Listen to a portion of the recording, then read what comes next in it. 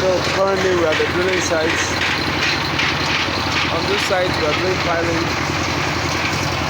You can see the drilling and the mud channel, the mud pits. You can see other works again because we have different machines on the site here. That's the various points that have been done. Each of these points are approximately 18 meters because this is a very swampy area and it requires proper preparation before construction can be taken place. This is a hydraulic machine, this is the operator there.